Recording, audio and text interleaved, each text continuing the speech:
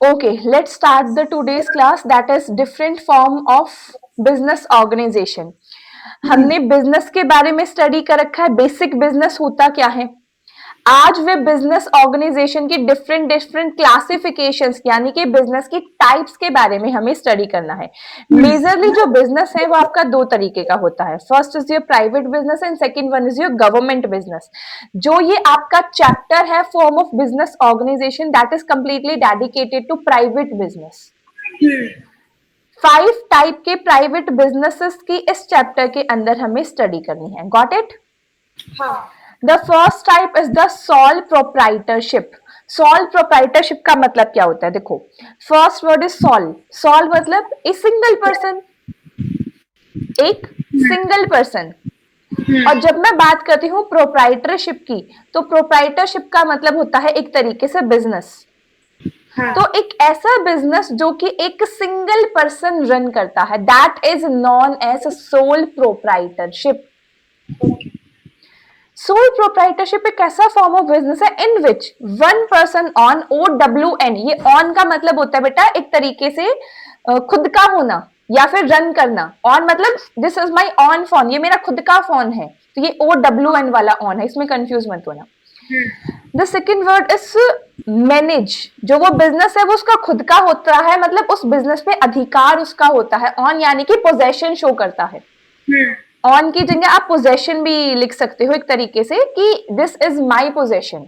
And control of business, उसकी possession होती है, उसकी मैनेजमेंट होती है। पोजेशन और मैनेजमेंट अगर एक पर्सन की है देन ऑफ कोर्स सी बात है कंट्रोल भी उसी का होगा। जब सारी चीजें उसकी है तो रिस्क और प्रॉफिट बांटने पड़ोसी तो आएगा नहीं, ऑफ कोर्स सी बात है। देन एक ऐसा बिजनेस जिसका लेखा जोखा top to bottom A to Z सब कुछ एक सिंगल पर्सन मैनेज करके चलता है, that is known as sole proprietorship. और सोल प्रोप्राइटर क्या होता है? फिर सोल प्रोप्राइटर हम उस पर्सन को बोलते हैं, यानी कि उस बिजनेस मैन को बोलते हैं सोल प्रोप्राइटर, यानी उस बिजनेस का मालिक, यानी उस बिजनेस का owner is a sole proprietor. दो वर्ड है, प्रोप्राइटरशिप और प्रोप्राइटर, कंफ्यूज नहीं होना। Got it? बेसिक फीचर्स की बात करते हैं। The first is single ownership, single person on करेगा, सिंपल सा फीचर है, कुछ हार्ड एंड फास्ट नहीं है।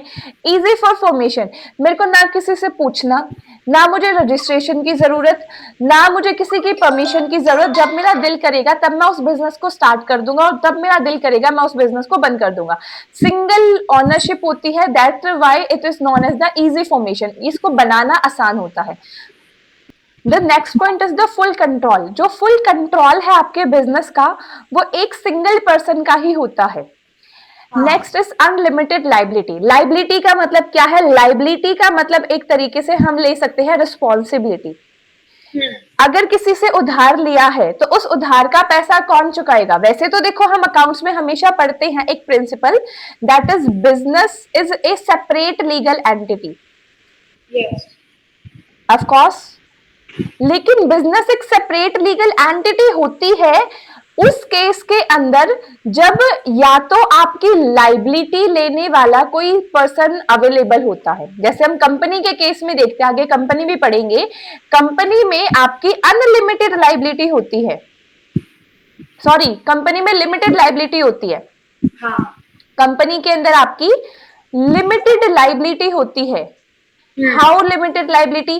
कंपनी ने किसी से पैसा ले लिया और वो कंपनी पैसा लेके भाग गई, वो इज रिस्पॉन्सिबल, वो is responsible. The people who have invested. The director of company बेटा, the director of company is responsible. तो ऐसा नहीं है कि अनलिमिटेड लाइबिलिटी या लिमिटेड लाइबिलिटी में कोई रिस्पॉन्सिबल ही नहीं होगा। अगर आपको ये बोला जा रहा है कि लाइबिलिटी आपकी अनलिमिटेड है, इसका मतलब ये है कि यहाँ पे आपके घर तक बिक सकता है। अगर बिजनेस का पैसा नहीं आया वापस तो आपको आपकी पर्सनल प्रॉपर्टी में से देना पड़ेगा। आप ये नहीं कह सकते कि बिजनेस मेरा नहीं है भाई, मतलब बिजनेस से मांगो, XYZ कंपनी से मांगो, मैं क्या करूं? तो ये केस आपका यहाँ पे देखने को नहीं मिलता है। क्लियर? Yes. नेक्स्ट आगे आ जाओ, नो सेपरेट लीगल एंटिटी, कोई सेपरेट लीगल एंटिटी नहीं होती, that's why here is a unlimited liability. दो चार पॉइंट बताती हूँ, देख जहां जहां आपको सेपरेट लीगल एंटिटी मिलेगी, जिस जिस पॉइंट में सेपरेट लीगल एंटिटी मिलेगी वहां आपकी लायबिलिटी कैसी होगी, लिमिटेड होगी। जहां जहां आपकी सेपरेट लीगल एंटिटी नहीं होगी वहां वहां लायबिलिटी आपकी अनलिमिटेड होगी। एंड लायबिलिटी अनलिमिटेड होने का मतलब क्या, means if the company has some debts, then the personal property are equally liable to pay the debt. yes, to pay the debt. Next, profit and risk, profit है तो भी वो सारे के सारे उस सिंगल पर्सन का है, रिस्क है तो भी उस सिंगल पर्सन का ही होता है। बिजनेस सिक्रेसी, सिंगल पर्सन है तो सिक्रेसी इसमें काफी हाई रहती है, कॉन्फिडेंशियलिटी इसमें काफी हाई रहती है, किसी से मुझे चीजें शेयर करने की जरूरत नहीं पड़ती। Decision making are also quick because I don't need to consult somewhere, मुझे किसी से कंसल्टेशन लेने की जरूरत नहीं है, मेरा डिसीजन है, मेरा रिस्क है, मेरा प्रॉफिट है। But the limitation is resources are limited, जो भी मेरे पास रिसोर्सेज है, मैं एक पर्सन हूं, मेरे पास बिजनेस को ग्रो करने के लिए रिसोर्सेज लिमिटेड है। आई एम ए पर्सन, सबके पास 24 आवर ही होते हैं, बिजनेस को टाइम देना पड़ता है। तो जब बिजनेस को बड़े स्केल पे लेके जाना है तो मुझे मैनेजर की जरूरत पड़ेगी।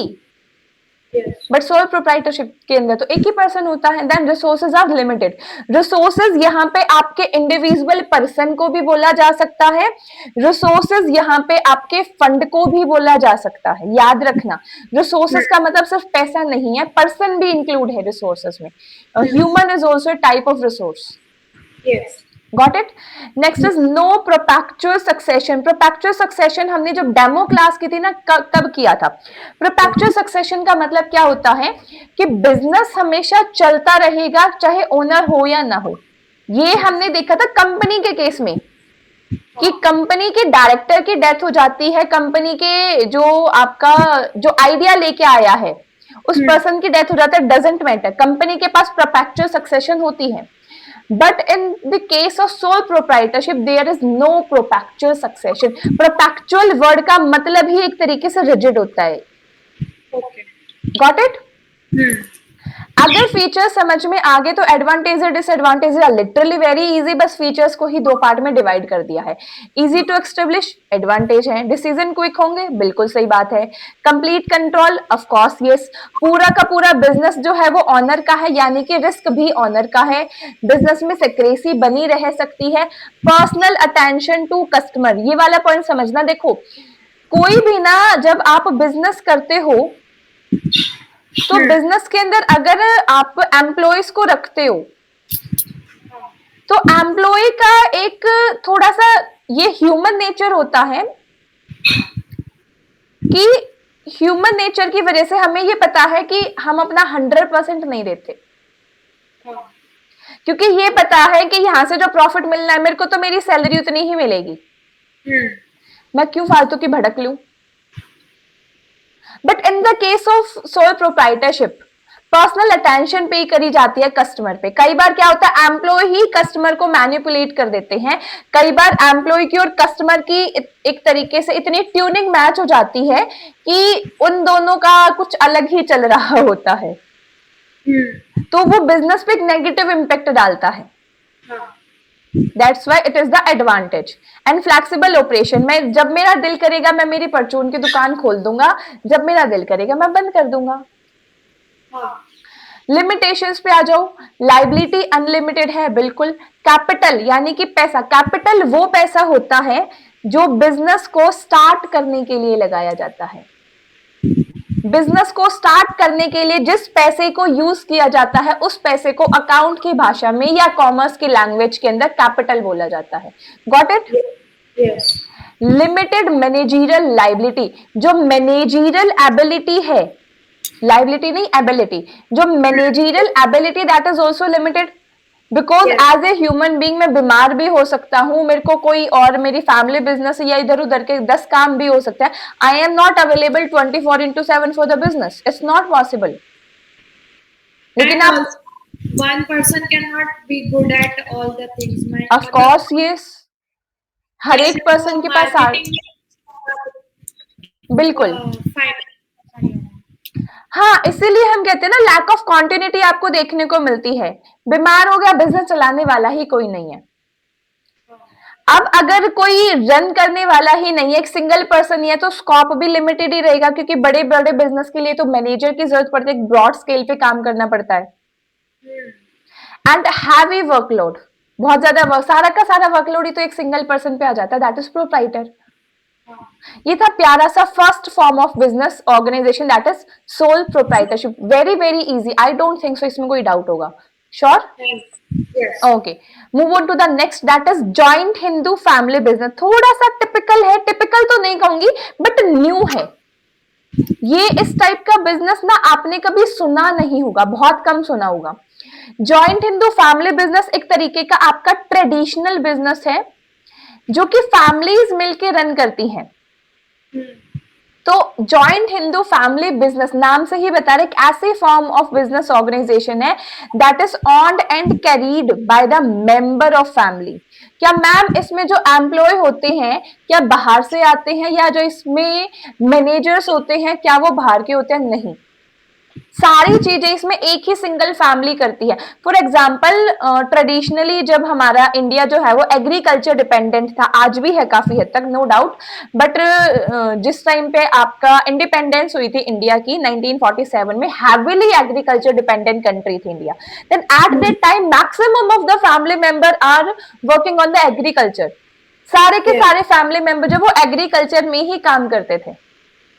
तो that is the example of joint Hindu family business. और अगर उसी बिजनेस के लिए हम कोई लॉ बना देते हैं, अगर उसी बिजनेस के लिए हम कोई लॉ बना देते हैं तो वो आपका जॉइंट हिंदू फैमिली बिजनेस के अंदर आ जाता है. लॉ कौन सा है आगे उसके बारे में भी पढ़ेंगे.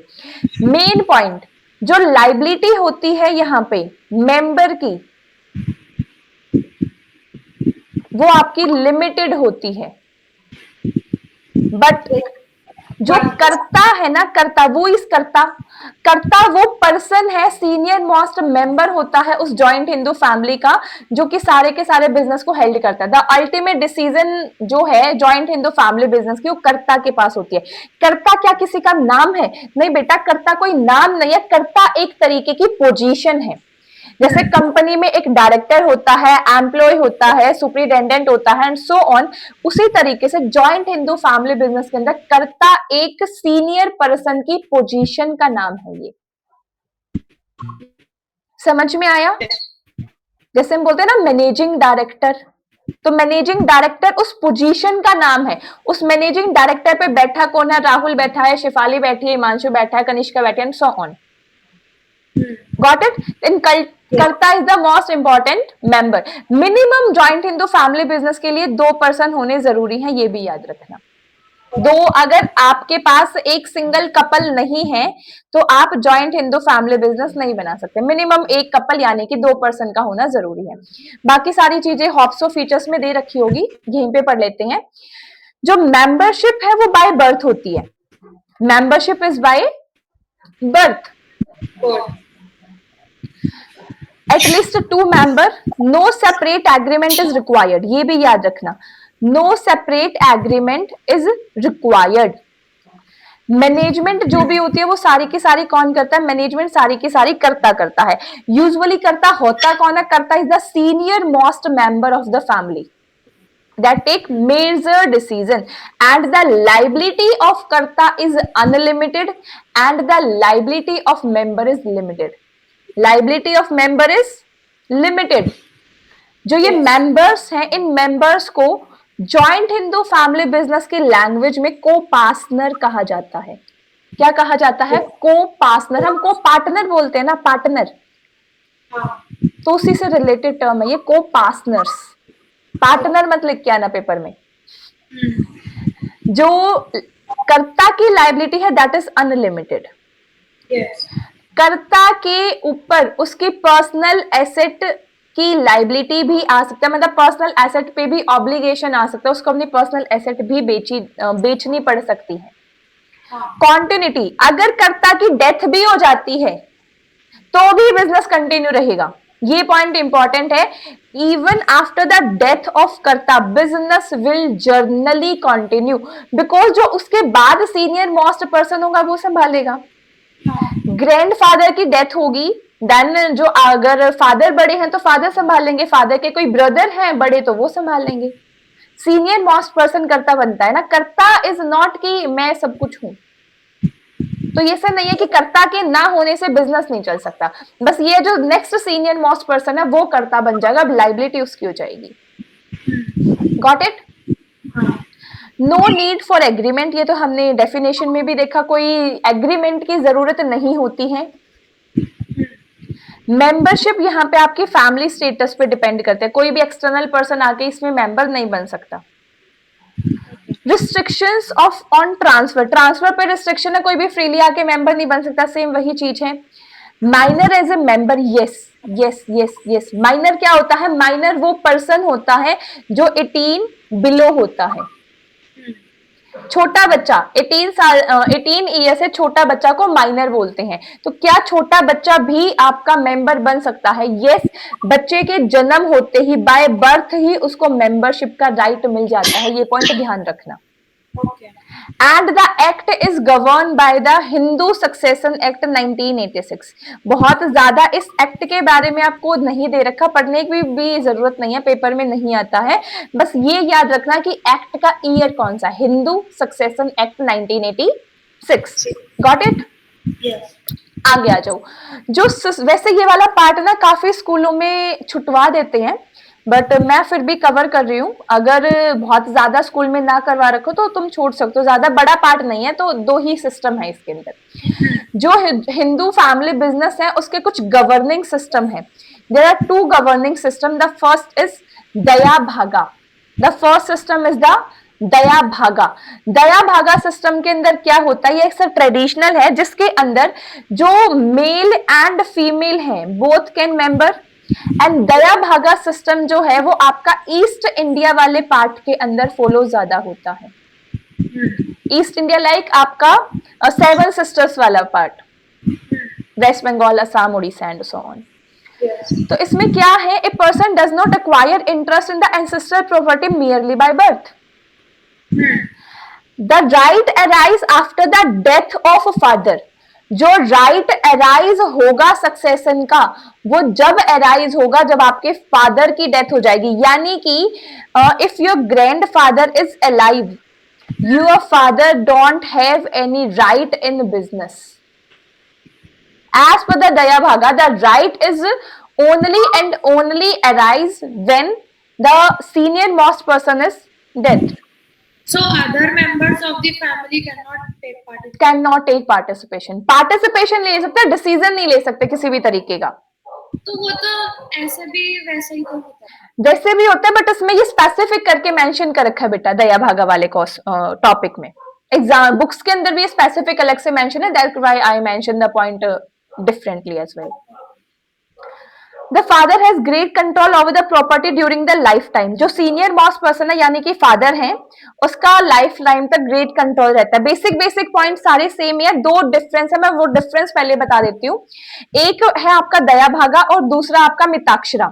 द डिफरेंस इन दया भागा के अंदर बोथ मेल एंड फीमेल जो हैं वो आपका मेंबर बन सकते हैं, बट मिताक्षरा के अंदर फीमेल का कोई भी राइट नहीं होता, फीमेल मेंबर नहीं बन सकती।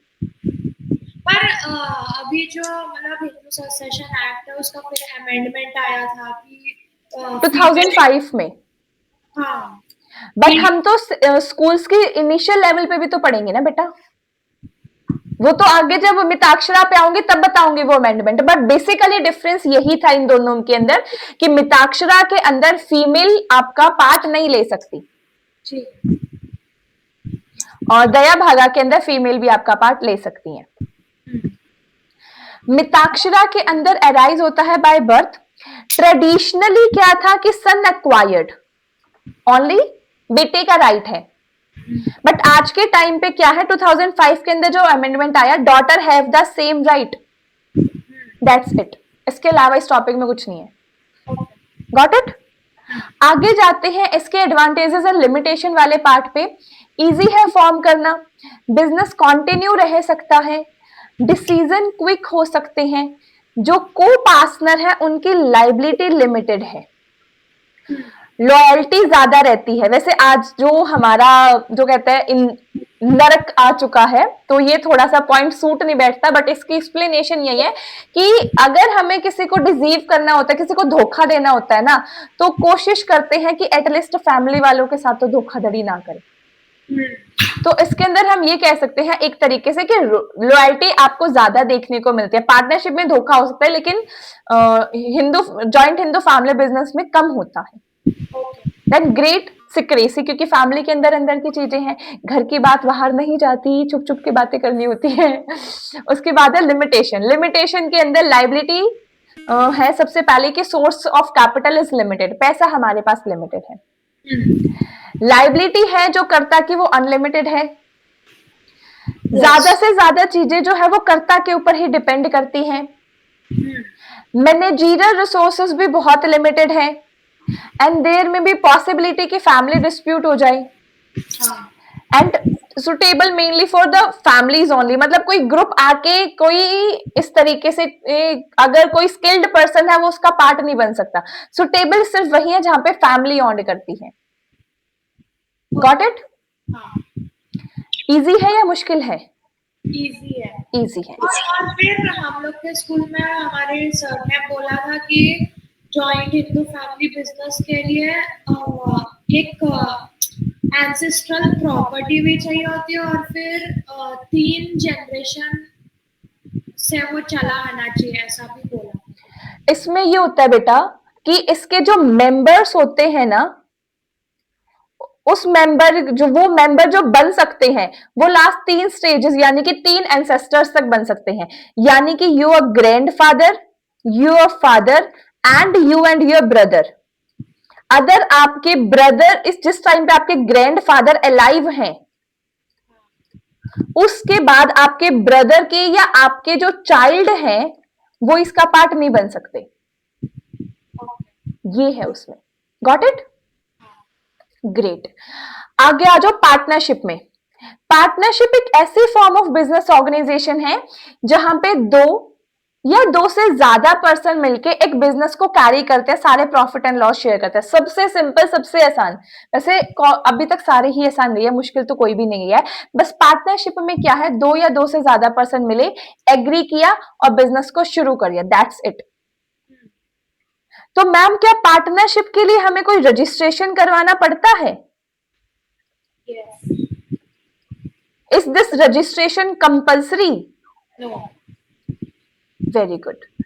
रजिस्ट्रेशन करवाना कंपल्सरी नहीं है, बट रजिस्ट्रेशन करवाना आपका सेफ रहता है।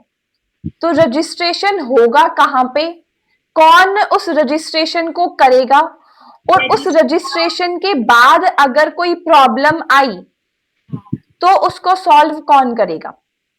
तो रजिस्ट्रेशन के लिए आपका है partnership act 1932। The name is Indian partnership act 1932। अगर हम as per the Indian partnership act 1932 section 4 के हिसाब से बात करते हैं कि पार्टनरशिप क्या है, तो सेक्शन 4 आपको ये बोलता है कि पार्टनरशिप एक ऐसा रिलेशन है between person who agree to share the profit of a business carried by all and acting of them for all. क्या यहाँ पे सिर्फ और सिर्फ प्रॉफिट आएगा? लॉस भी आएगा। लॉस भी आएगा, ये भी ध्यान रखना। क्या इसके अंदर जितने पार्टनर होते हैं, क्या सभी पार्टनर की लाइबिलिटी लिमिटेड होती है? नहीं। तो पार्टनरशिप के अंदर जर्नली, मैं हर केस में नहीं बता रही, जर्नली केस के अंदर पार्टनरशिप के मैक्सिमम पार्टनर की लाइबिलिटी हमेशा अनलिमिटेड होती है। अनलिमिटेड मतलब स्मॉल स्केल में जब होता तभी होती है ना, क्योंकि जब लार्ज स्केल में पार्टनरशिप होती है तो उसमें बहुत सारे मेंबर्स होते हैं और बेटा उसके लिए ना आपका आता है पार्टनरशिप डीड। पार्टनरशिप डीड क्या है? पार्टनरशिप डीड एक रिटन डॉक्यूमेंट है जिसमें सारी की सारी टर्म एंड कंडीशन लिखी होंगी पार्टनरशिप की।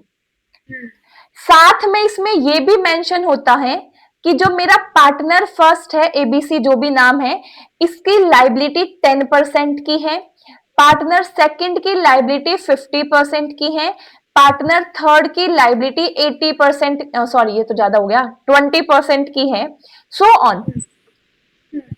मतलब पार्टनरशिप डीड के अंदर ये चीज मेंशन होती है कि किस पार्टनर की कितनी लाइबिलिटी है, किस पार्टनर ने कितना कैपिटल कंट्रीब्यूट किया, कितना पैसा लगाया है, किस पार्टनर का प्रॉफिट या लॉस शेयरिंग रेशियो क्या है, कितना वो प्रॉफिट शेयर करता है, कितना वो लॉस शेयर करता है। अगर कोई ऐसा पार्टनर है कि वो कहता है मैं तो ना बिजनेस के अंदर सबसे ज्यादा काम कर रहा हूं, अगर वो कहता है कि मैं तो सबसे ज्यादा काम कर रहा हूं, मेरे को तो या तो कमीशन दो मेरे एक्स्ट्रा काम करने का, या मुझे सैलरी भी दो, तो अगर किसी पार्टनर को कमीशन या सैलरी भी प्रोवाइड की जाती है, that all thing are mention in the partnership deed. पढ़ते हैं इसमें क्या क्या मेंशन होता है।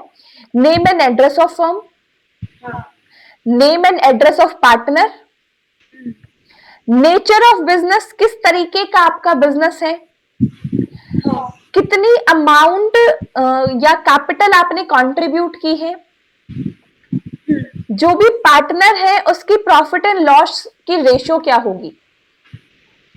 अब पार्टनर तो मैडम चेंज भी होते रहेंगे। अब यहां पे समझना एक पॉइंट और, एक होता है dissolution of partnership, dissolution of partnership, and the second case is dissolution of partnership firm। दोनों में डिफरेंस है। अगर मैं बात कर रही हूं डिसोल्यूशन ऑफ पार्टनरशिप की, तो डिसोल्यूशन ऑफ पार्टनरशिप हो सकता है जब आपका कोई पार्टनर न्यू एडमिट होता है,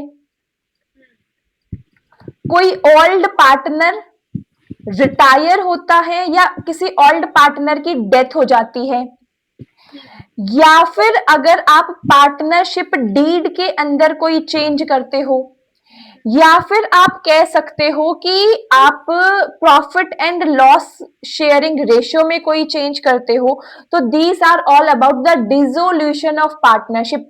डिसोल्यूशन का मतलब है बेटा खत्म हो जाना,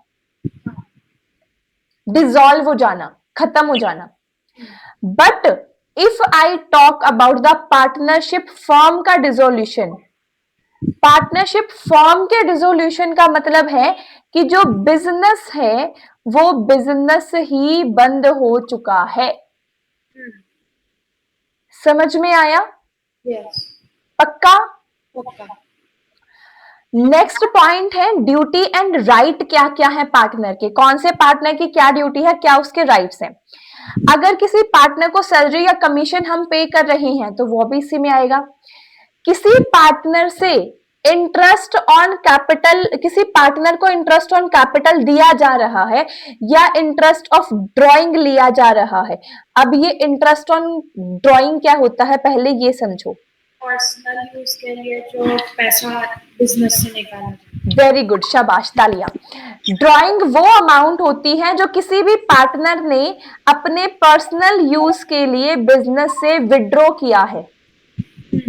अगर बिना किसी एक्सपेंस के या बिना किसी चार्ज के या बिना किसी इंटरेस्ट के हर पार्टनर को हम ये राइट दे देंगे कि भाई तेरे को जरूरत हो ना तो बिजनेस से ले जा, तो क्या सारे के सारे पार्टनर बिजनेस को ही खत्म करके सब कुछ घर ही ना ले जाएंगे? तो उसके लिए हम क्या करते हैं, हम ड्राइंग के ऊपर इंटरेस्ट चार्ज करते हैं। तो इंटरेस्ट ऑफ ड्राइंग आपका चार्ज कितनी परसेंट किया जाएगा वो भी आपका पार्टनरशिप डीड में मेंशन होता है।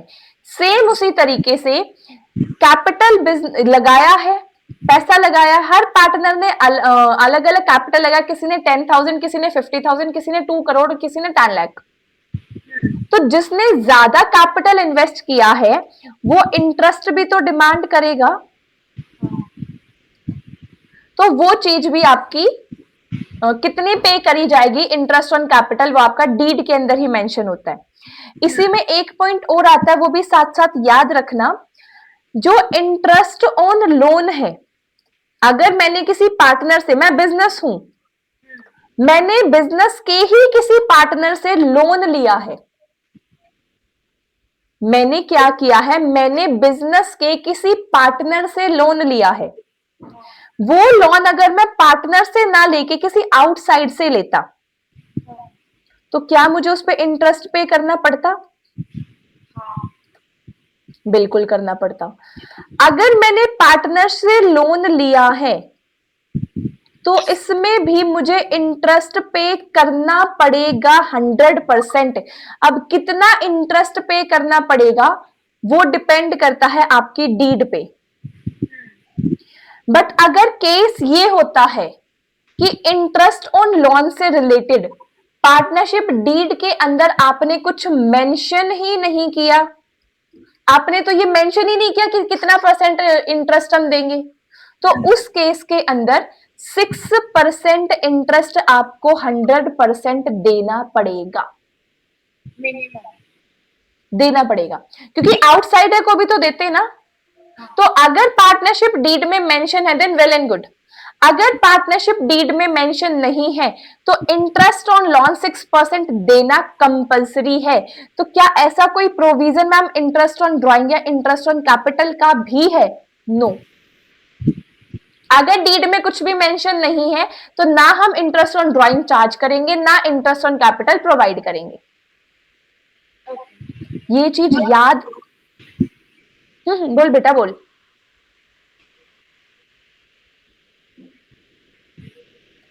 आगे है रूल रिगार्डिंग एडमिशन, रिटायरमेंट या डेथ।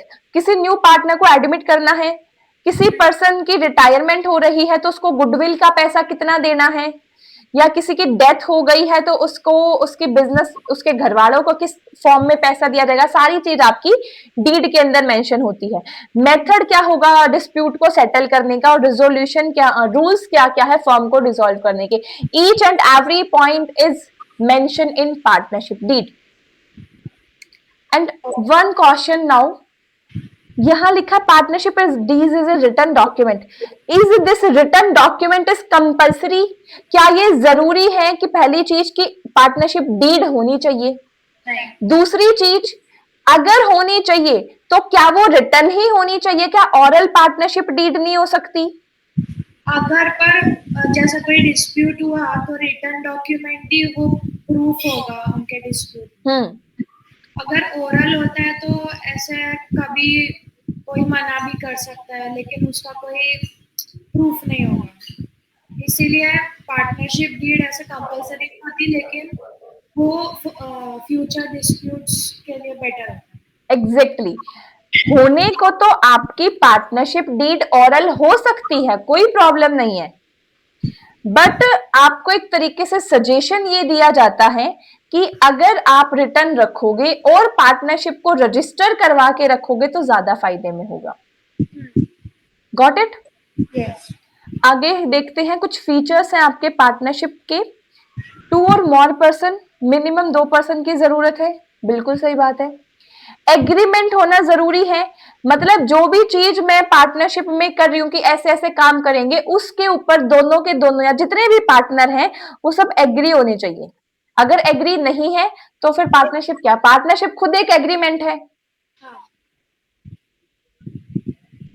लॉफुल बिजनेस, पार्टनरशिप एक तरीके से लॉफुल बिजनेस है, इसमें कुछ इलीगल नहीं होता है कभी भी।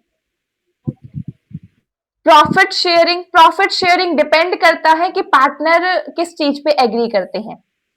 ये जरूरी भी नहीं है कि प्रॉफिट शेयरिंग ऑलवेज इक्वल हो, ये जरूरी भी नहीं है कि प्रॉफिट शेयरिंग इक्वल नहीं हो सकती, depend on the deed.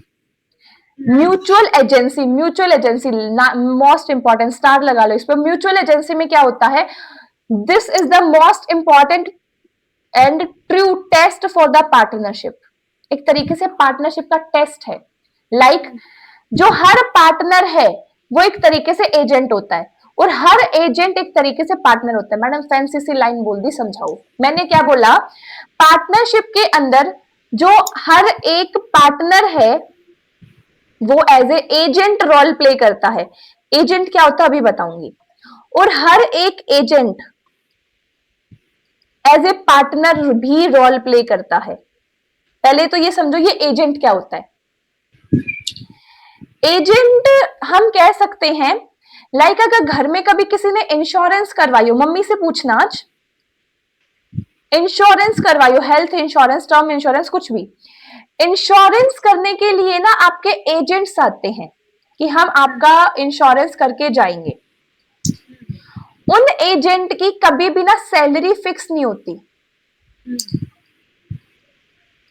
Agent को हमेशा मिलता है कमीशन, उनने जितने भी कस्टमर्स लाए हैं उनके हिसाब से। हाँ, कि आपने कितनी इंश्योरेंस करवाई पर इंश्योरेंस के हिसाब से आपको पैसा मिल जाएगा।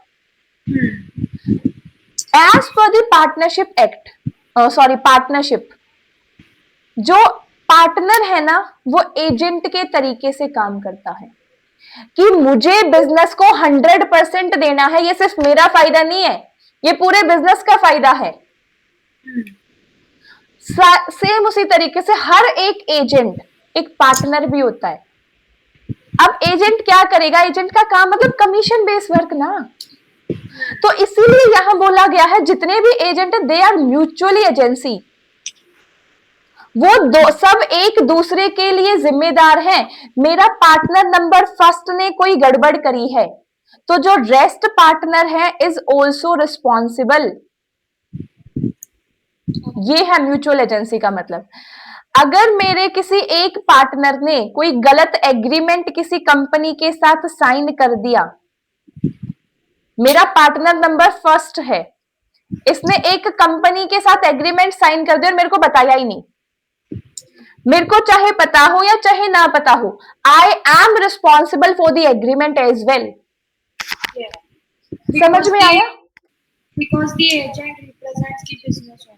Exactly. Yes. Got it? Yes. इसका मतलब यह है all और any of them acting for all, या तो सारे या फिर इनमें से कोई भी एक सबके लिए एक्ट करता है। This is also called the mutual agency. या तो सारे नहीं थे उस एग्रीमेंट के अंदर, अगर कोई एक पार्टनर भी उस एग्रीमेंट के अंदर था, then you all are responsible for the agreement. आगे आ जाओ। लाइबिलिटी अनलिमिटेड होती है। जनरली मैंने बताया था आपको आपकी पर्सनल एसेट देनी पड़ेगी बिजनेस के डेट को पे करने के लिए। No separate legal entity, star लगा लो इस पे भी।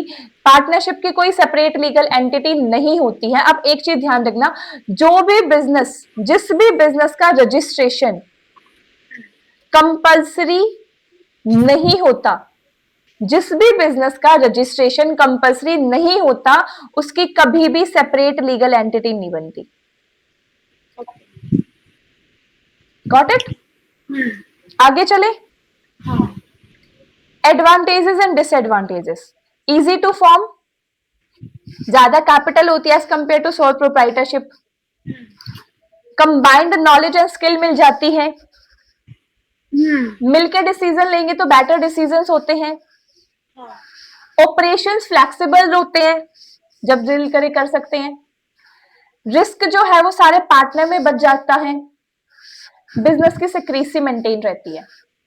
इजी पॉइंट्स है। लिमिटेशंस पे आ जाओ। Liability unlimited, possibility of dispute, even high possibility of dispute. Why the possibility of dispute is high here?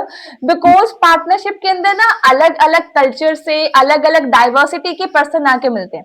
देखो डिस्प्यूट हमारे जॉइंट हिंदू फैमिली बिजनेस में भी हो सकते हैं, no doubt, but joint Hindu family business में क्या है कि वो बिजनेस एक तरीके से फैमिली है। फैमिली में वही कल्चर चलते आ रहे हैं, वही नॉर्म्स वो देखते आ रहे हैं, बट पार्टनरशिप के अंदर अलग अलग एरिया से अलग अलग थिंकिंग के लोग आके मिलते हैं, तो यहाँ पे डिस्प्यूट के चांसेस ज्यादा होते हैं as compare to joint Hindu family business. Limited resources होते हैं as compare to the company. वैसे तो रिसोर्सेज अगर मैं सोल प्रोप्राइटरशिप से बात करती हूँ, कंपेयर करती हूँ, तो ये मेरी एक तरीके से एडवांटेज बनती है कि ज्यादा कैपिटल है, बट अगर वहीं पे मैं कंपनी के कंपेयर में देखती हूँ तो भाई कम है।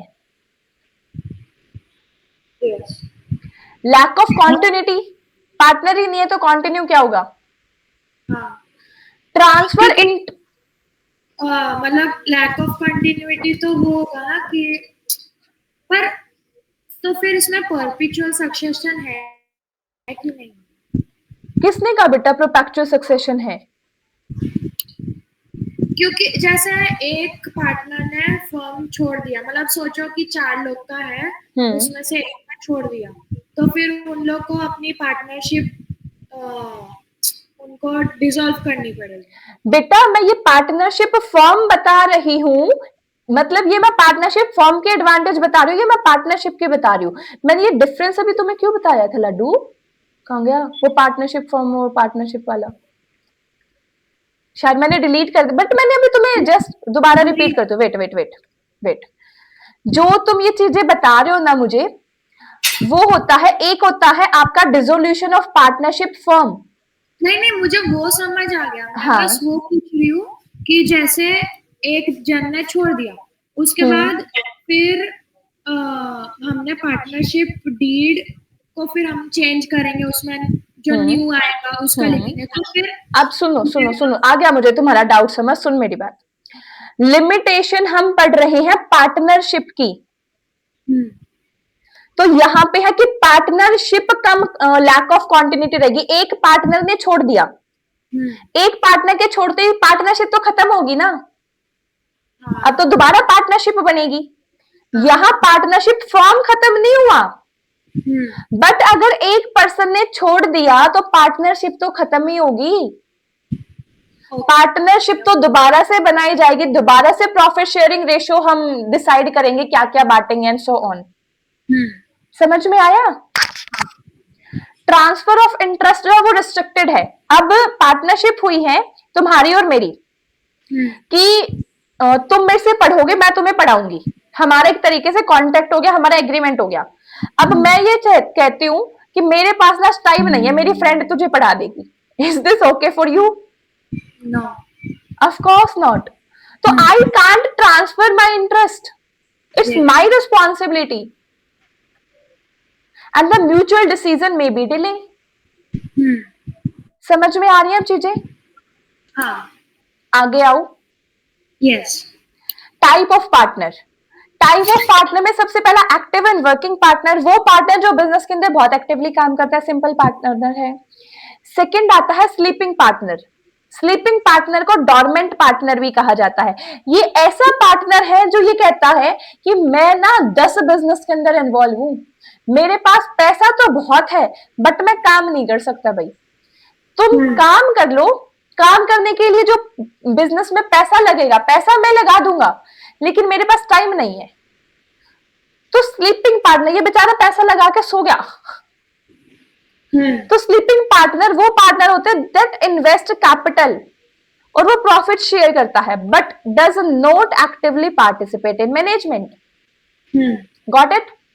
Then a nominal partner, nominal partner एक तरीके से वो पार्टनर होता है जिसने अलाउ कर दिया अपना नाम देने के लिए। फॉर एग्जाम्पल कोई भी फेमस पर्सनालिटी ले लो, फेवरेट एक्टर बताओ, कोई भी ले, XYZ ले लो यार, फेवरेट एक्टर तुम्हारा XYZ है। जो ये XYZ पर्सन है, ये एक तरीके से बहुत फेमस पर्सनालिटी है। मैं स्टार्ट कर रही हूँ मेरा बिजनेस, मैं इस XYZ को जाके ये कहूंगी भैया आप ना मेरे बिजनेस में ना पार्टनर बन जाओ। इसके पार्टनर बनने से होगा क्या? ये बहुत फेमस है तो मैं हर जगह बड़े बड़े पोस्टर छापूंगी कि आई एंड द XYZ ये वाला बिजनेस करने लग रहे हैं, तो इस XYZ के नाम से ही मेरे पास बहुत कुछ आ जाएगा। ये पर्सन ना तो इन्वेस्ट करता है, ना ही ये काम करता है, ये सिर्फ और सिर्फ अपना नाम देता है। नेक्स्ट है पार्टनरशिप बाय एस्ट्रोपल, जिसको होल्डिंग पार्टनर के नाम से भी जाना जाता है। इसको समझना इंपॉर्टेंट है। मेरी पार्टनरशिप के अंदर 3 पार्टनर थे, partner number A, partner number B और पार्टनर है मेरा सी। हमने क्या किया, मैंने बुलाया एक मेरे दोस्त को जिसका नाम है चीनू। मैंने चीनू को बुलाया। मेरे को ये पता है इस चीनू को ना फाइनेंस की नॉलेज बहुत अच्छी है और मुझे एक एग्रीमेंट करना था एक कंपनी के साथ। मैंने बोला चीनू भाई तू चलना, एक एग्रीमेंट करेंगे। और चीनू मेरे साथ चल पड़ा। हम चारों चले गए, A partner, B partner, C partner और ये मेरा चीनू। जिस कंपनी के साथ मुझे ये एग्रीमेंट करना था उसको हमने जाके क्या बोला, we all are the partner, we all are partner. Chinu तो मेरा पार्टनर था ही नहीं, बट जिसके साथ एग्रीमेंट करने वाले थे उसके सामने जाके बोल दिया हम सारे पार्टनर हैं। और चीनू क्या जो उस एग्रीमेंट को प्रेजेंट करने का तरीका था या जो भी हमारी कंडीशन थी उसको प्रेजेंट करने का तरीका कंपनी को पसंद आ गया और कंपनी ने चीनू की प्रेजेंटेशन के बेस पे उस एग्रीमेंट को एक्सेप्ट कर लिया।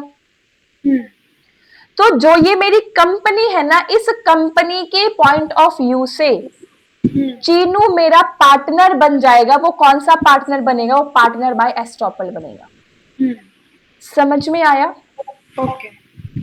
पार्टनर बाय एस्ट्रोपल एक वो पर्सन होता है, वो रिप्रेजेंट, जिसने खुद को रिप्रेजेंट किया है एज ए पार्टनर, ये जानते हुए भी कि वो पार्टनर नहीं है, but he is liable for the third party. वो रिलाई जिसने जिस थर्ड पार्टी ने भरोसा किया था चीनू के ऊपर, ये पार्टनर है और इसके पास नॉलेज अच्छी है तो बिजनेस बढ़िया चलेगा, तो Chinu is liable for the third party. समझ में आया? yes. आगे आ जो माइनर पार्टनर। माइनर पार्टनर वो पार्टनर होता है जिसकी एज 18 ईयर से कम होती है। माइनर पार्टनर की लाइबिलिटी किसी भी केस के अंदर आपकी अनलिमिटेड नहीं हो सकती, ये याद रखना, किसी भी केस के अंदर नहीं हो सकती। माइनर पार्टनर कभी भी बिजनेस का लॉस बियर नहीं करता। माइनर को हम एडमिट करते हैं only and only for the benefit of partnership और for only the profit. Got it? yes. इसकी डिफरेंस की टेबल है, एक बार इसको थोड़ा सा रीड करो और फिर कोई डाउट आए तो मुझे बताना। okay.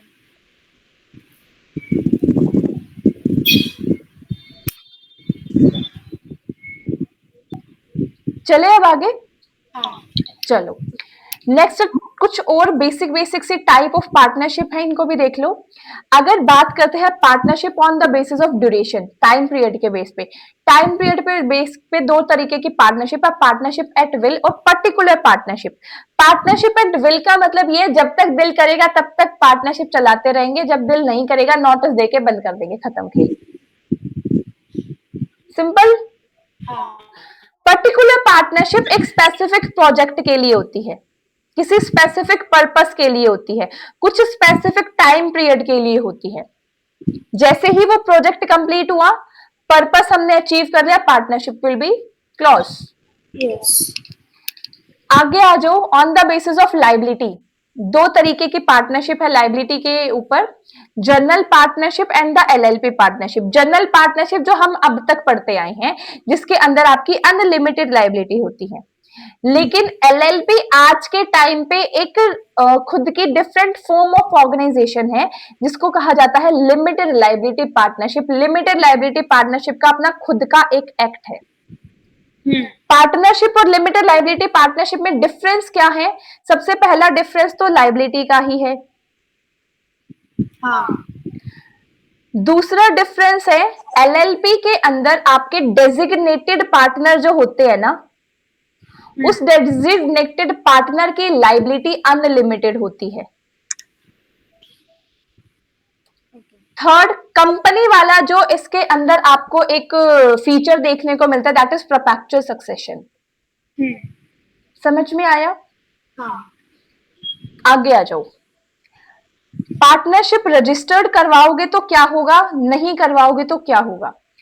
अगेन टेबल है, रजिस्ट्रेशन के बेनिफिट मेनली बता चुकी हूं, दोबारा से ये टेबल रीड कर लो, कोई डाउट आए तो मेरे से पूछ लो। चलिए आगे चलते हैं। अब प्रोसेस ऑफ रजिस्ट्रेशन, पार्टनरशिप को रजिस्टर कैसे करवाया जाता है, कहां रजिस्टर होती है? पार्टनरशिप एक्ट 1932 के अंदर। क्या रजिस्ट्रेशन कंपल्सरी है? नो, ऑप्शनल है। बट ये बोला जाता है अगर लीगल एडवांटेज लेनी है तो पार्टनरशिप को रजिस्टर करवा लोगे तो फायदे में रहोगे। ये सारी एडवांटेज ही हैं जो आपको रजिस्टर्ड पार्टनरशिप में मिलती हैं, कि रजिस्टर्ड फर्म हो जाता है, कोई कंपल्सरी तो नहीं होता बट हेल्प होता है, कॉन्ट्रेक्चुअल आपका एक तरीके से मदद मिलती है, राइट टू शू होता है आपका, सब्जेक्ट टू द लॉ, मतलब सारा हमने पढ़ लिया है ये वाला। अब आ जाओ स्टेप। सबसे पहले तो चूज कर लो पार्टनरशिप फर्म का नाम क्या होगा, कोई कंफ्यूजन नहीं हो, कोई लीगल रिक्वायरमेंट में प्रॉब्लम ना आए, कोई सेम सेम दो बिजनेस ना हो जाए, तो सारी चीजें देख के अपना पार्टनरशिप का नाम डिसाइड कर लो। ठीक है जी। देन है प्रिपेयर करना पार्टनरशिप डीड को। अब पार्टनरशिप डीड प्रिपेयर कर लो, क्या नाम हो, पार्टनरशिप डीड में क्या क्या चीजें आती हैं वो सारा हम डिस्कस कर चुके हैं। एक सेकंड, तो जब भी नेम वो लोग डिसाइड कर रहे, तो हमने जब कंपनी का पढ़ा था तो उन लोग को नेम भी रजिस्ट्रार ऑफ कंपनी से अप्रूव करना पड़ता, तो इन लोग को नहीं पार्टनरशिप में आपको अप्रूव जरूर करना पड़ता है, इसीलिए यहाँ पे ये बोला है ना, name should not be violated legal requirement. बिल्कुल अप्रूव करना पड़ता है। पार्टनरशिप एक्ट 1932 के अंदर जो रजिस्ट्रार है उससे आपको अप्रूव करना पड़ता है नाम। एंड इवन इसकी कुछ कंडीशंस भी होती हैं, जरूरी नहीं होता कि आप सिर्फ और सिर्फ वो, पहले मेजर कंडीशन तो देखो ये होती है, ऐसा नाम आप कोई चूज नहीं कर सकते जो ऑलरेडी एस्टेब्लिश्ड बिजनेस हो, ये तो सबसे बेसिक कंडीशन है। इसके अलावा भी कुछ कंडीशन होती है, लाइक आप कोई ऐसा नाम यूज नहीं कर सकते जो किसी को डायरेक्टली इनडायरेक्टली धोखा दे रहा हो, आप कोई ऐसा नाम यूज नहीं कर सकते जो इंडिया की इंटीग्रिटी को एक तरीके से हार्म कर रहा हो। आप नाम करते, आप फॉर एग्जाम्पल आप पार्टनरशिप का नाम रखते हो मैं हूं देशद्रोही, इस तरीके का पार्टनरशिप का नाम तुम नहीं रख सकते। तो ये सारी लीगल रिक्वायरमेंट्स आती हैं। Got it? आगे आ जाओ। फिल करना registration certificate. Registration certificate fill करने के लिए रजिस्ट्रार ऑफ फर्म के पास ही जाओगे। रजिस्ट्रेशन सर्टिफिकेट के लिए ये सारी चीजें तुम्हारे पास होनी चाहिए। नेम ऑफ फर्म होना चाहिए, उस फर्म का प्लेस कहां होगा वो होना चाहिए, कोई अदर ब्रांच भी बनाने वाले हो तो वो भी मेंशन करो। नेम एंड एड्रेस बताओ हर एक पार्टनर का, हर एक पार्टनर बोला मैंने, ध्यान रखना हर पार्टनर का। कोई अगर बाद में ज्वाइन करता है तो उसको आपको साथ में चढ़ाना पड़ेगा, मतलब उसकी ज्वाइनिंग डेट बताओ। And duration of firm if any, अगर कोई ड्यूरेशन है तो वो बता दो, अदरवाइज स्किप इट। देन जो भी ये फॉर्म है इस फॉर्म को सबमिट कर दो रजिस्ट्रार के पास और उसकी फीस पे कर दो। रिक्वायर्ड डॉक्यूमेंट के साथ फीस पे कर दी। फीस पे करने के बाद रजिस्ट्रार क्या करेगा, वेरीफाई करेगा। वेरिफिकेशन में कोई प्रॉब्लम आई तो वो दोबारा से घुमाता है, वो तो बेसिक सी चीज है। वेरिफिकेशन ओके रही, then entry in the registrar firm and आपको एक सर्टिफिकेट या एक्नॉलेजमेंट ऑफ रजिस्ट्रेशन मिल जाएगा कि आपकी पार्टनरशिप बनकर तैयार हो गई है। Got it? यस। आगे चले। Cooperative society, the last second form of business organization, the cooperative society. Cooperative society का मतलब क्या होता है? क्या तुम्हें ये पता है जितने भी स्कूल्स रजिस्टर होते हैं वो हमेशा किसी ना किसी सोसाइटी के अंदर रजिस्टर होते हैं।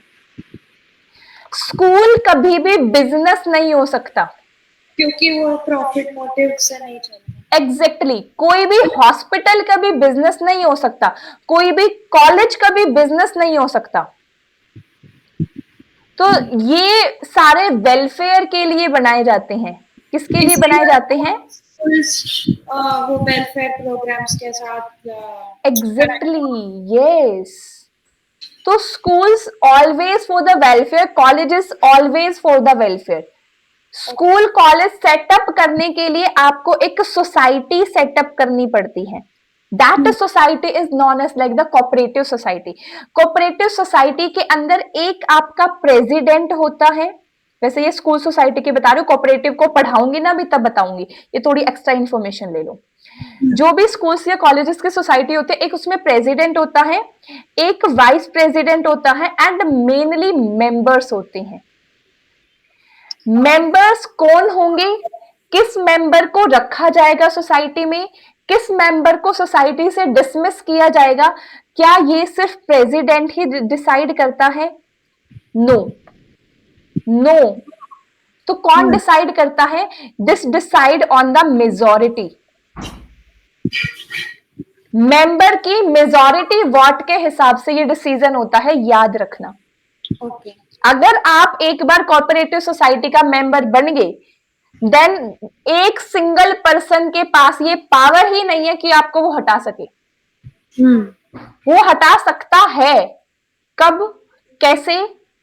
जब मेजॉरिटी शो कर दे। 10 मेंबर है, out of 10 member more than 6 member is agree to dismiss you, आपको हटाया जा सकता है। अगर 50-50 केस आया, 5-5 ने एग्री किया, देन उस केस में प्रेसिडेंट की वोट बहुत इंपॉर्टेंट रोल प्ले करती है। अब आ जाओ अपनी किताबी भाषा पे। वैसे ये चीज तुम्हें जो इसमें बुक्स में टाइप ऑफ सोसाइटीज वगैरह दे रखी है ना, वो इस तरीके से दे नहीं रखी जैसे एक्चुअली में काम करती हैं। अभी पढ़ाऊंगी ना तब समझ में आएगा। जो अभी मैंने ये स्कूल वाला एग्जांपल दिया, this is actually the work ground level पे। थोड़ा मतलब जो रूरल एरियाज में हाँ हाँ, लाइक आपके कंज्यूमर कॉर्पोरेटिव सोसाइटी हो गया, प्रोड्यूसर कॉर्पोरेटिव सोसाइटी हो गया, इस तरीके से दे रखी है। बट यस, समझने के लिए स्कूल लेवल पे सही है वो भी। बट तुम एक्स्ट्रा ऑर्डिनरी हो तो मैंने 2-4 चीज एक्स्ट्रा बता दी। तारीफ हो गया तेरी, खुश हो जाओ। Corporative society. कॉर्पोरेटिव सोसाइटी क्या है? कॉर्पोरेटिव सोसाइटी एक तरीके का वॉलेंट्री एसोसिएशन है पर्सन का। वॉलेंट्री एसोसिएशन का मतलब क्या है? हम वॉलेंट्री आके एसोसिएशन बनाते हैं, गठबंधन बनाते हैं, सारे एक साथ मिलते हैं। Together we want to achieve the common economic and the social objective. Corporative society के अंदर दोनों ऑब्जेक्टिव पे वर्क किया जाता है, इकोनॉमिक ऑब्जेक्टिव भी और आपके सोशल ऑब्जेक्टिव भी। जो बेसिक प्रिंसिपल है कॉर्पोरेटिव सोसाइटी का, वो है सबका भला सबका विकास। Hashtag prime minister Modi ji, क्या? सबका भला सबका विकास, यानी कि each for all and all for each. It is founded primarily to serve the interest of member. इसका मेन मोटिव ये होता है कि हम सर्व करना चाहते हैं मेंबर्स को, ताकि मेंबर्स का प्रॉफिट हो जाए।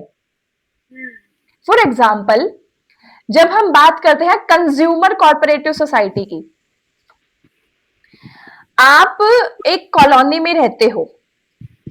कॉलोनी में फैमिली के अंदर सबको शुगर की रिक्वायरमेंट होती है, चीनी तो सबके घर में यूज होती है। ये कंज्यूमर कॉर्पोरेटिव सोसाइटी क्या करेगी? सबके घर में ऑन एन एवरेज 3 kg की शुगर यूज होती है। 5 कर लो, राउंड फिगर में थोड़ा इजी रहेगा। On an average 5 kg sugar जो है वो आपकी यूज होती है। तो ये कॉर्पोरेटिव सोसाइटी क्या करेगी? ये रिटेलर से डील करने की बजाय सीधा होलसेलर से डील करके 50 किलो का कट्टा उठा लाएगी और हर घर में बांट देगी। सस्ता पड़ा सबको। तो कंज्यूमर कॉर्पोरेटिव सोसाइटी का मेन एम क्या हो गया? Supply consumer goods at the reasonable price. Same इसी तरीके से प्रोड्यूसर कॉर्पोरेटिव सोसाइटी भी हो सकती है। प्रोड्यूसर के लिए हम रॉ मटेरियल एक साथ मिलकर ऑब्टेन कर लेंगे। Got it?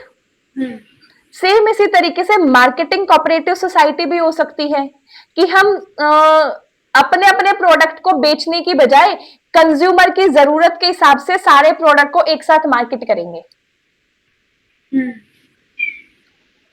फॉर एग्जाम्पल, एक है जो छोटे बच्चों का स्कूल चलाता है, एक है जो स्कूल चलाता है for first class to 12th class, और एक है जो कॉलेज चलाता है।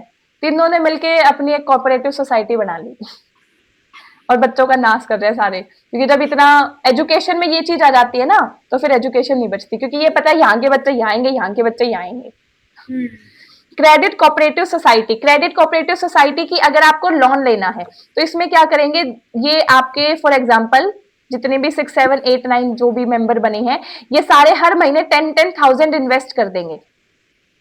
लास्ट में चिट निकाल देंगे कि ये 10,000 सबने इन्वेस्ट किए, टोटल पैसा आ गया 80,000, 8 मेंबर थे।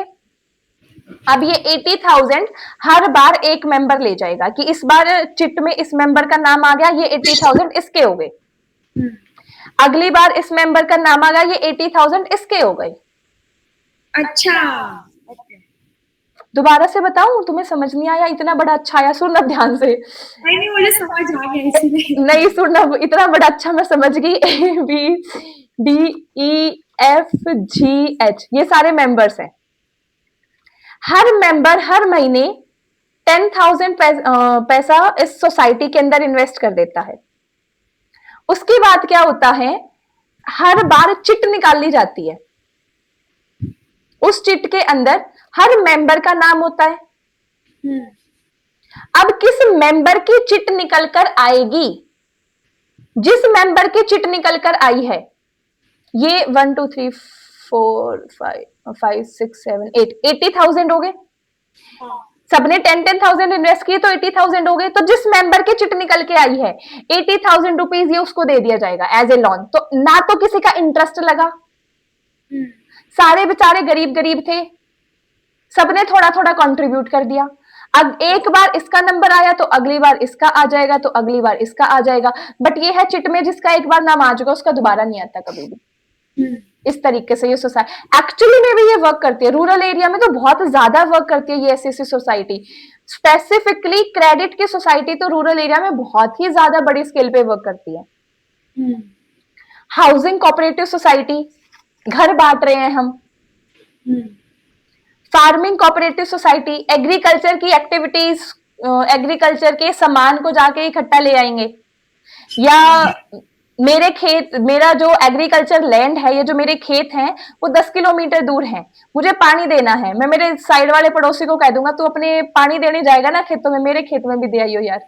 तो like the farming cooperative society की आपस में एग्रीकल्चर एक्टिविटीज पे अपने रिसोर्सेज शेयर कर रहे हैं। लाइक जो ट्रैक्टर है, ट्रैक्टर सारे परचेज ना करने की बजाय एक ने परचेज कर लिया। और उसके बाद ट्रैक्टर के अलावा और क्या क्या यूज होता है फार्मिंग में,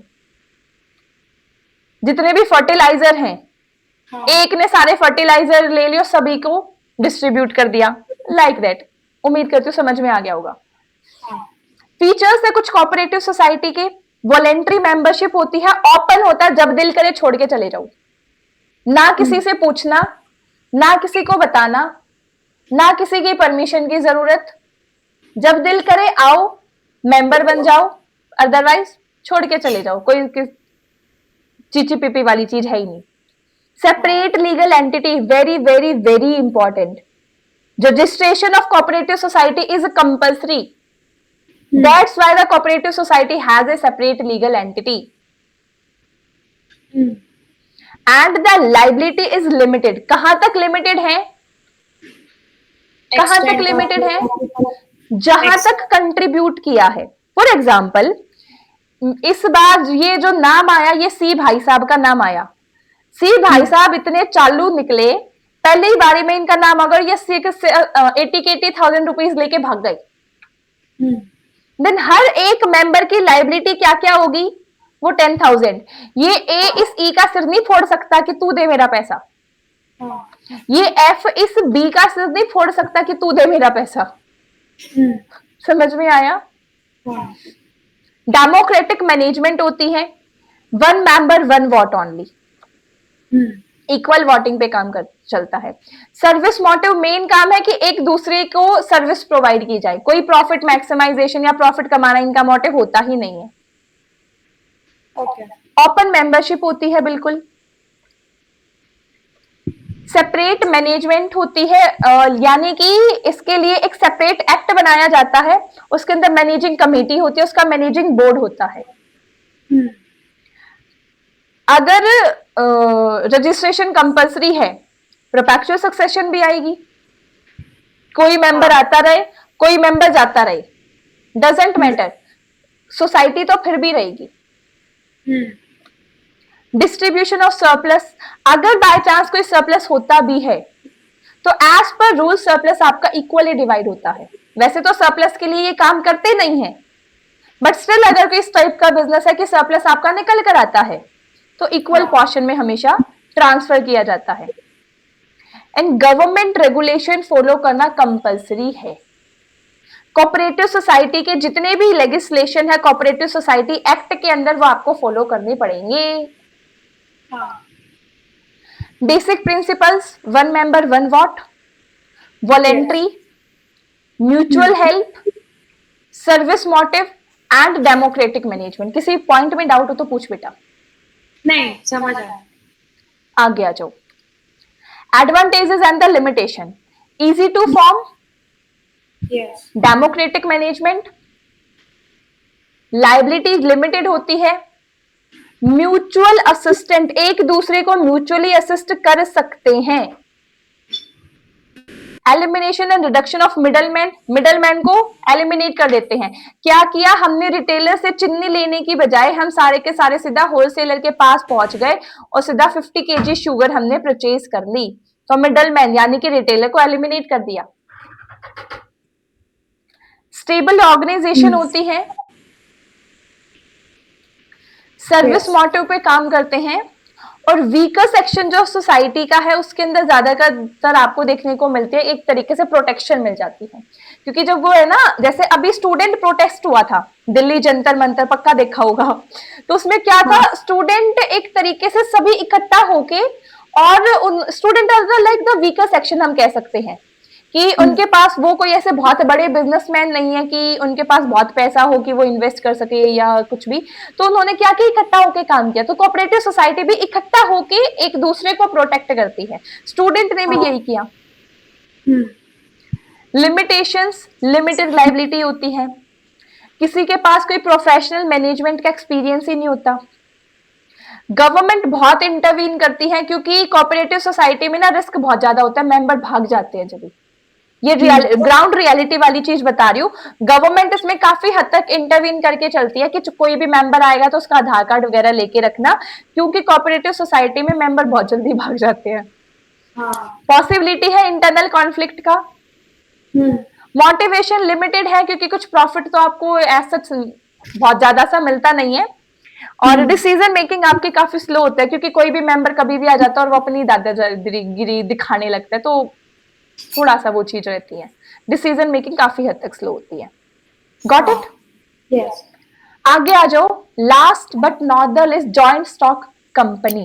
जॉइंट स्टॉक कंपनी आपकी कंपनी ही है, जॉइंट स्टॉक कंपनी और कंपनी में कोई फर्क नहीं है, डरना मत।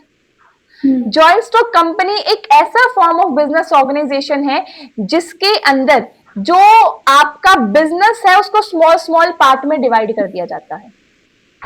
ये ऐसा बिजनेस है जिसको स्मॉल स्मॉल पार्ट में डिवाइड कर दिया और हर एक पार्ट के ऊपर एक ऑनर बिठा दिया। यानी कि एक second,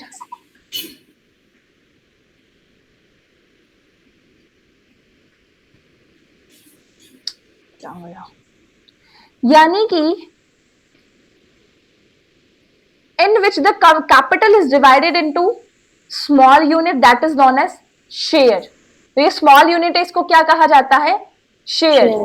The person who purchased the share are called the shareholder and the shareholders are the owner of business। Got it? Limited liability इसमें होती है, लिमिटेड लाइबिलिटी है तो ऑफ कोर्स आपकी सेपरेट लीगल एंटिटी भी होगी। अगर सिंपल सी भाषा में देखा जाए तो जॉइंट स्टॉक कंपनी क्या है, इसके अंदर शेयर कैपिटल होती है, सेपरेट लीगल एंटिटी होती है, limited liability and perpetual succession. जिस भी फॉर्म ऑफ बिजनेस के अंदर ये चार मेजर फीचर आपको देखने को मिल गई उसको हम कह देंगे ये कंपनी है भाई। Got it? Yes. Major main features हैं आपके। सेपरेट लीगल एंटिटी एक्सप्लेन करने की रिक्वायरमेंट नहीं है। आर्टिफिशियल पर्सन, आर्टिफिशियल पर्सन का मतलब क्या है कि वो सेपरेट लीगल एंटिटी है, एक ऐसा पर्सन जिसको लॉ ने क्रिएट किया है। एक है हम पर्सन, हम पर्सन को किसने बनाया है? गॉड ने बनाया है। We are created by god. But artificial चीज, artificial person, a person created by law. Then company is a person, yes. Which type of person is? It is artificial person, जिसके ऊपर कोई फिजिकल बॉडी नहीं होती but इसके ऊपर कुछ legal right and obligation होते हैं। ये एक ऐसा पर्सन है, आर्टिफिशियल पर्सन का मतलब है जिसकी कोई फिजिकल बॉडी नहीं है, जिसके अंदर कोई फीलिंग्स नहीं है बट इसके कुछ राइट है, इसके कुछ ऑब्लिगेशंस हैं। Got it? परपेचुअल सक्सेशन, एक शेयर होल्डर की डेथ होगी, शेयर्स उसके नॉमिनी के नाम ट्रांसफर कर दिए जाएंगे। डायरेक्टर की डेथ होगी, दूसरे डायरेक्टर को अपॉइंट कर लिया जाएगा। किसी भी एक पर्सन के जाने से कंपनी कभी भी बंद नहीं होती, बिकॉज एक ऑनर है ही नहीं। मेंबर में come and go but company continue, that is known as the perpetual succession. Limited liability होती है, कहां तक लिमिटेड होती है? Up to the amount of share, जितने के आपने शेयर खरीद रखे हैं। एंड कंपनी के केस में तो खासकर बता दिया जाता है चिल्ला चिल्ला के कि भाई रिस्क है, दिल करे तो शेयर ले लो और ना मत लो। कैपिटल, पूरी की पूरी कैपिटल को डिवाइड किया जाता है शेयर्स के अंदर। जस्ट वेट, दोबारा से आज मेरे जब ये क्लास 1 घंटे से ऊपर चली जाती है ना, इसकी बैटरी बोल जाती है।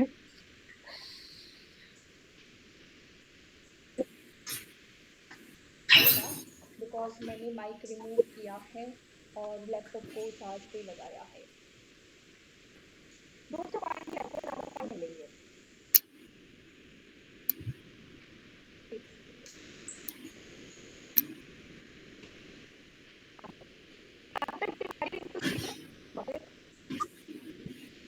ट्रांसफर किए जाते हैं share, transfer share generally public company में होते हैं। ये जो फॉर्मेशन ऑफ कंपनी मैंने बताया था तब ये चीजें हमने डिस्कस की थी, दोबारा से करेंगे फॉर्मेशन ऑफ कंपनी तब वहां भी डिस्कस करेंगे। डोंट कॉमन मैनेजमेंट होती है, मैनेज कौन करते हैं? डायरेक्टर्स मैनेज करते हैं। जो भी डायरेक्टर है उस डायरेक्टर को, कॉम्बिनेशन ऑफ डायरेक्टर को बोर्ड ऑफ डायरेक्टर बना दिया जाता है, बीओडी के नाम से जाना जाता है।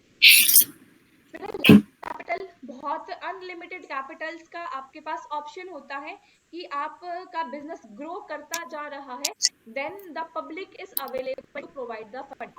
That's why large capital pool हमें यहाँ पे देखने को मिलता। जब हम लोग मतलब पब्लिक के लिए शेयर्स ओपन रखते हैं तो उसे आईपीओ बोलते हैं। आईपीओ बेटा होता है इनिशियल पब्लिक ऑफरिंग। अगर कोई कंपनी पहली बार कोई शेयर को एक तरीके से इंट्रोड्यूस करती है for the public, that is known as the IPO, initial public offering. अब जब वही शेयर आपका बार बार सर्कुलेट करता है, मैं हूं कनिष्का, मैंने आज XYZ कंपनी के शेयर परचेज करे, अगर ये शेयर पहली बार कंपनी ने इशू किए हैं तो उसको कहा जाएगा आईपीओ। और अगर ये शेयर ऑलरेडी इशू थे और किसी पर्सन ने वो सेल कर दिए थे और मैंने परचेज कर लिए थे तो वो आपका शेयर ट्रांसफर होता है, उसको आईपीओ नहीं कहा जाता। ओके, आईपीओ जो होता है जब कंपनी इनिशियल लेवल पे कोई शेयर इशू करती है, initial public offering. Okay, IPO भी लिख रखा है मैंने, गॉट इट? हाँ, सेपरेट प्रॉपर्टी, कंपनी की खुद की प्रॉपर्टी होती है, खुद की बिल्डिंग होती है, खुद के सोफे होता है, खुद का एसी होता है, कंपनी के नाम पे होती है वो चीजें। हाँ, कंपनी शुरू कर भी सकती है और किसी के लिए लीगल एक्शन भी बहुत आसानी से ले सकती है। सू करना एक तरीके से Yes. एक्शन लेना किसी के खिलाफ, Hmm. और कंपनी के खिलाफ भी कोई लीगल एक्शन ले सकता है, can be sue and can be sued as well, company के ऊपर भी केस किया जा सकता है। हाँ. आगे आ जाओ, टाइप ऑफ कंपनी। जर्नली वैसे आपको दो ही पढ़नी होती है, फॉर्मेशन ऑफ कंपनी में भी मैंने बहुत सारी पढ़ाई थी, आज कम लेके आई हूँ क्योंकि मेरे को पता था बड़ा है और एक क्लास में मुश्किल है। Private company minimum two maximum 20 member होते हैं, सब्जेक्ट टू स्टैट्यूटरी प्रोविजन। कुछ केसेस के अंदर आपके मैक्सिमम मेंबर की लिमिट इंक्रीज भी की जाती है। इवन अगर मैं बैंकिंग रिलेटेड कंपनी की बात करता हूँ, बैंकिंग से रिलेटेड अगर कोई प्राइवेट कंपनी है, फाइनेंस से रिलेटेड कोई प्राइवेट कंपनी है, उसमें मिनिमम मेंबर 2 नहीं 10 होते हैं।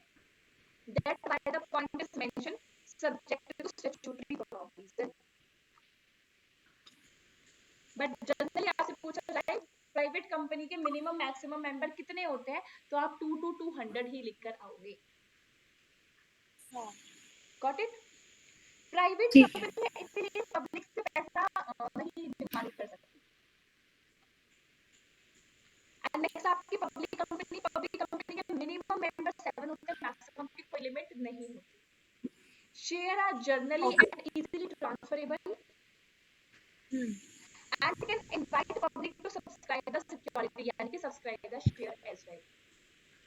बट उसके लिए कुछ लीगल रिक्वायरमेंट होती है कि कितना शेयर आप पब्लिक से, कितना फंड आप पब्लिक से रेज कर सकते हो, उसके कुछ लीगल रिक्वायरमेंट्स होती है। Then the word mention subject to legal requirement. Got it? And the one person company is the basic company जिसमें एक ही सिंगल पर्सन काम करता है। Okay. Advantages, disadvantages: limited liability, perpetual succession,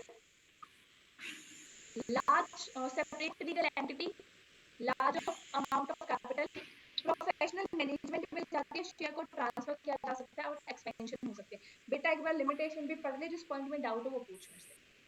ठीक है। कोई डाउट? नहीं।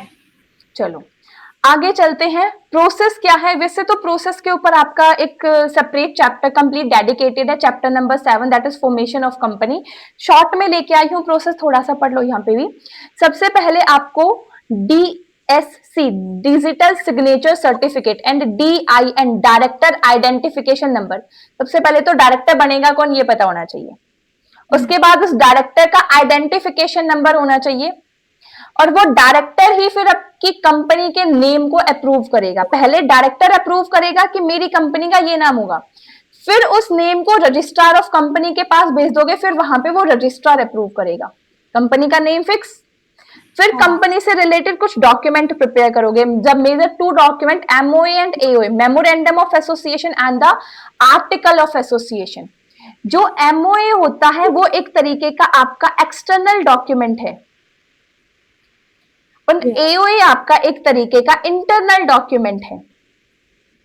एक्सटर्नल डॉक्यूमेंट लाइक कंपनी कितना कैपिटल रेज कर रही है, कंपनी कितना कैपिटल रेज कर सकती है, कंपनी का बेसिक नेचर क्या है, कंपनी का बिजनेस किस तरीके से है, these are all about the MOA। Company का एक तरीके से एड्रेस क्या है, किस कहां पे ब्रांच है, ये एक पब्लिक डॉक्यूमेंट होता है। AOA internal document like company की पॉलिसीज क्या होंगी, कंपनी का अप्रेजल सिस्टम क्या होगा। तो ये सारे डॉक्यूमेंट आपको चाहिए होते हैं। जैसे ही डॉक्यूमेंट रेडी हो जाता है, फाइल कर देते हो इनकॉर्पोरेशन के लिए, मतलब रजिस्ट्रार ऑफ कंपनी के पास डॉक्यूमेंट भेज के इनकॉर्पोरेशन की एप्लीकेशन लगा देते हो। जैसे ही उस एप्लीकेशन को registrar of company ROC verify करता है, वेरिफिकेशन के बाद सारी चीज ओके होती है तो आपको सर्टिफिकेट मिल जाता है, एंड कॉन्ग्रेचुलेशन टू ऑल, आपकी कंपनी बन चुकी है। Got it? यस।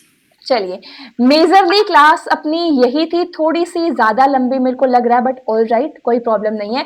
जो भी डाउट हो किसी भी पॉइंट से, not only for this chapter, किसी पिछले चैप्टर का भी कोई डाउट हो, किसी और सब्जेक्ट का भी कोई डाउट हो, तो फटाफट पूछो।